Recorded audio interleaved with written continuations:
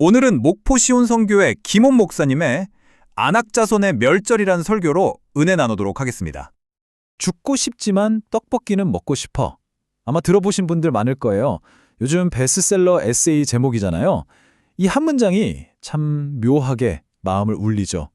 깊은 절망 속에서도 그래도 떡볶이 하나는 먹고 싶다. 이런 작은 의지가 남아 있다는 거잖아요. 이게 딱 지금 우리 시대의 감성 같아요. 삶이 너무 힘든데 그래도 뭔가 작은 거 하나라도 붙잡고 싶은 마음. 그런데요, 이런 감정이 사실 오늘날 우리만 느끼는 건 아니라고 합니다. 네, 이렇게 어떤 거대한 무언가에 압도당하는 느낌. 이게 비단 오늘날만의 이야기가 아니라는 거죠. 성경을 보면요, 이와 정말 비슷한, 아니 어쩌면 비교도 안 될 만큼 거대한 두려움이 한 민족 전체를 무려 40년 동안이나 꼼짝 못하게 마비시켰다는 이야기가 나옵니다. 우리는 스스로 보기에도 메뚜기 같았습니다. 바로 이 한 문장이 모든 문제의 시작이었어요. 하나님이 약속하신 땅을 정탐하고 돌아온 정탐꾼들이 한 말이거든요. 그 땅에 사는 거인들을 딱 보고 나니까 와, 완전히 기가 죽어버린 거죠. 그들에 비하면 우린 정말 아무것도 아닌 메뚜기 같구나. 이렇게 스스로를 한없이 작게 여겨버린 겁니다. 자, 이 수천 년 전의 이야기가 오늘 우리에게 왜 이렇게 깊은 울림을 줄까요? 바로 우리 각자의 삶에도 이런 거인들, 즉 안악자손이 있기 때문 아닐까요? 우리를 한없이 작아지게 만들고 무력하게 만드는 그런 두려움들 말이에요.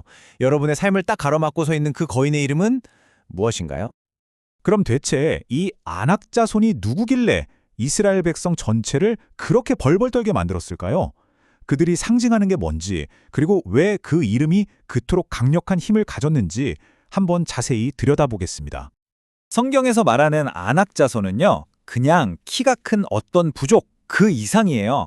이건 하나의 거대한 상징이 된 거죠. 어떤 상징이냐면 우리 눈앞에 문제나 현실이 너무너무 커 보여서 심지어 하나님의 약속까지도 다 잊어버리게 만드는 그런 압도적인 두려움의 상징인 겁니다. 일단 이 두려움에 딱 사로잡히는 순간 우리는 스스로를 메뚜기처럼 아무 힘없는 존재로 여기게 되는 거고요. 그리고 이 두려움이 가져온 결과는 정말 끔찍했습니다.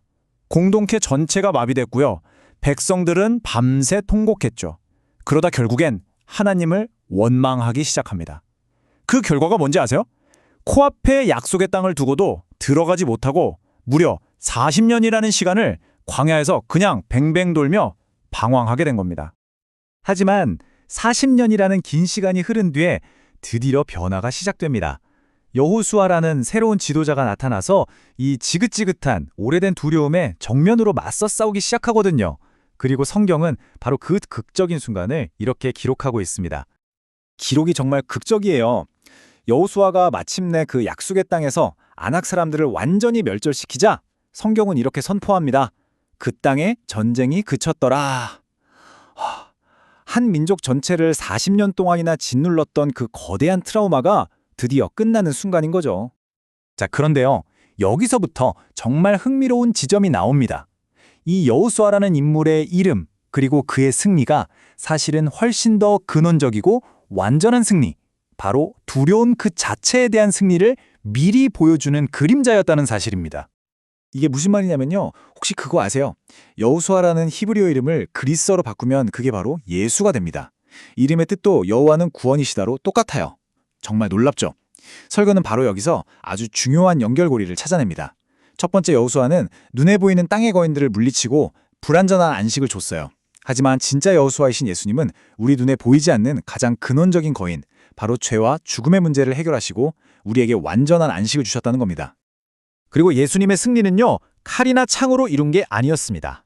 설교는 바로 이 십자가를 통해서 우리를 묶고 있던 죄와 죽음, 그리고 그 모든 두려움의 권세를 완전히 무장해제시키셨다고 강조합니다.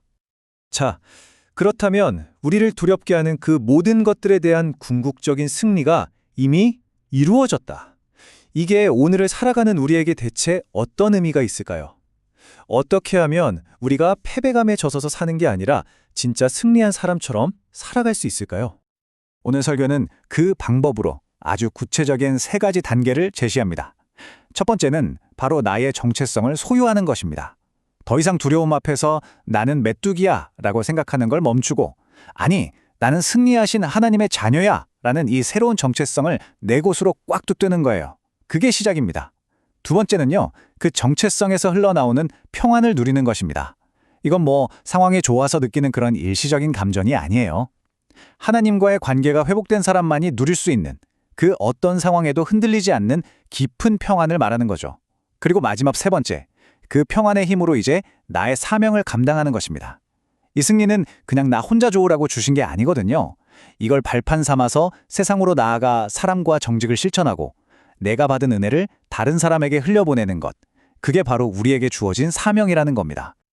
물론 그렇다고 해서 우리 인생에 갑자기 아무런 문제가 없어지는 건 아니겠죠. 설교에서도 여호수아가 약속의 땅 경계 밖에는 일부 거인들을 남겨두었다는 점을 짚어줘요. 이건 뭘 의미할까요? 우리 삶에 여전히 남아있는 크고 작은 싸움들은요, 우리를 넘어뜨리기 위한 패배의 장소가 아니라 오히려 우리의 믿음을 더 강하게 단련시키는 훈련장과 같다는 겁니다. 자, 그렇다면 이제 모든 것의 핵심은 아주 분명해집니다. 우리를 무너뜨리려던 가장 거대한 두려움, 그 안악자손에 대한 결정적인 승리는 이미 선포됐습니다. 이제 남은 질문은 딱 하나예요. 여러분은 계속해서 스스로를 메뚜기라고 여기며 살아가시겠습니까? 아니면 이미 승리한 하나님의 자녀라는 정체성을 선택하시겠습니까? 우리가 승리자의 정체성을 선택하고 받아들이는 바로 그 순간, 우리 각자의 삶에도 마침내 이 놀라운 선언이 울려 퍼질 수 있기 때문입니다. 내 인생이라는 땅에 드디어 전쟁이 그쳤더라. 바로 이 고백이 여러분 모두의 고백이 되기를 바랍니다.